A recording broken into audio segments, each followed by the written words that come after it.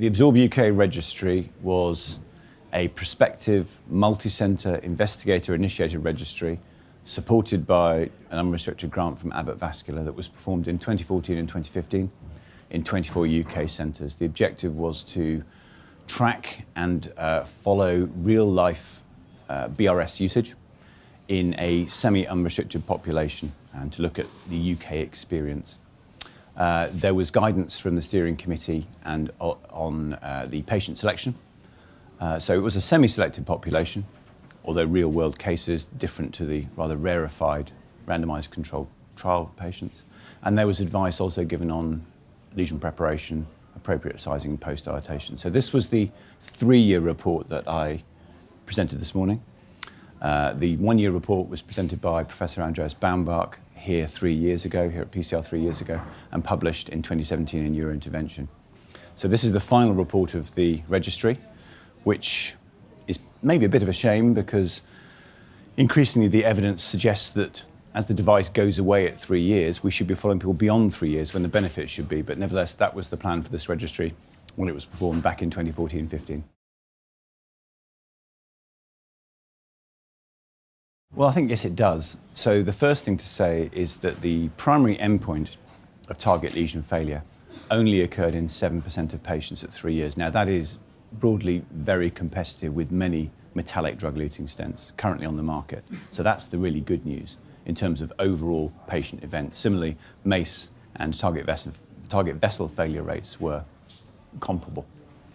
However, as we've seen in lots of other studies, the randomised studies such as Absorb3 and AIDA, whilst the overall MACE curves overlap for Everolimus-eluting stents with BVS, both those studies showed hazard for scaffold thrombosis, and we showed 3.4% scaffold thrombosis at 3 years. Now, the Absorb UK registry it's not unique, but it's unusual in the regard that every event was independently adjudicated by a clinical events committee. So these were not investigator reported, these were properly adjudicated events.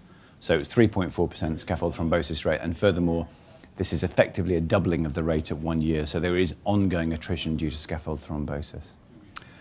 We did look a bit further into why that should be, and I think some of the novel findings that we presented this morning include the fact that intravascular imaging, which is something many people believe could be very helpful, did not appear to influence outcomes, either target lesion failure or scaffold thrombosis. Now, there are reasons for that.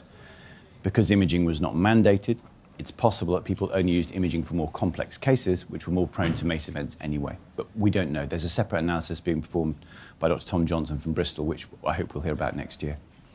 Secondly, PSP, or the idea of pre-dilating, sizing and post-dilating the scaffolds, which is broadly touted as the panacea and the cure-all for BRS problems. We only have data in a post hoc fashion, as many registries, as this was not mandated. What we saw that also did not influence target lesion failure or scaffold thrombosis. In fact, the only thing that appeared to reduce the event rate was persistence of antiplatelet therapy at 3 years. If you followed the history of BRS technology, it was kind of boom and bust. Lots of enthusiasm, widespread market penetration, followed by falling off a cliff, effectively. What we're now seeing is that some of the smaller companies who created novel devices with slightly different characteristics, the BRS field, I think it's important to point out, is that all BRSs are slightly different, unlike metallic drug-eluting stents, which basically are all very similar. BRS have different characteristics, different resorption times, different properties, different radiopacity. So it was quite an interesting field to be in to start with. What we've seen is that most of the small companies have published early proof of principle studies, and many of the devices look pretty good. Small amounts of patients, simple lesions, but then so did Absorb back in the day for the early Absorb studies. What we're seeing now is two sets of data coming through. Firstly, we're seeing the long-term follow-up of some of these Absorb studies, and the messages are reasonably clear. It appears that implant technique is important in mitigating early events.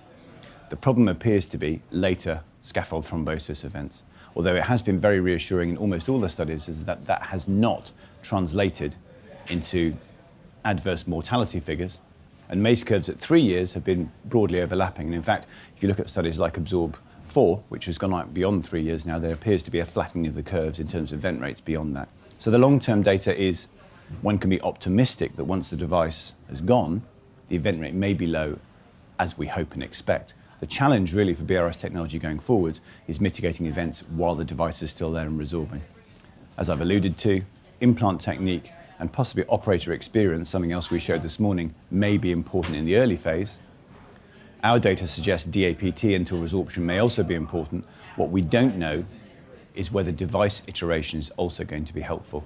We saw some data this morning of one of the early second generation devices, the MiRes device with thin struts, very encouraging, but early data.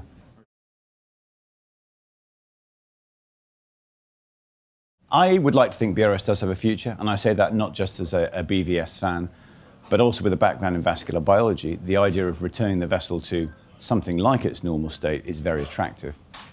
Whilst I think it's interesting to talk and muse on the possibility of restoration of vasomotion, the reality is the studies have not shown that, and there's no reason to really expect that. Once you've got to the stage of an obstructive coronary stenosis, reverting that vessel to normal function clearly is going to be a big ask. However, if you can prevent progression of disease, prevent progression of atherosclerotic endothelial dysfunction, that will be of benefit. And what we are learning is that not leaving things behind in the artery, particularly in younger patients who effectively have a long interventional career in front of them, that may be of great benefit. In-stent restenosis, metallic in-stent restenosis, can be a real problem in certain patients. So I would like to think it does have a future. Its niche has yet to be defined, and the way in which we use it, I think, is also going to be very important going forwards.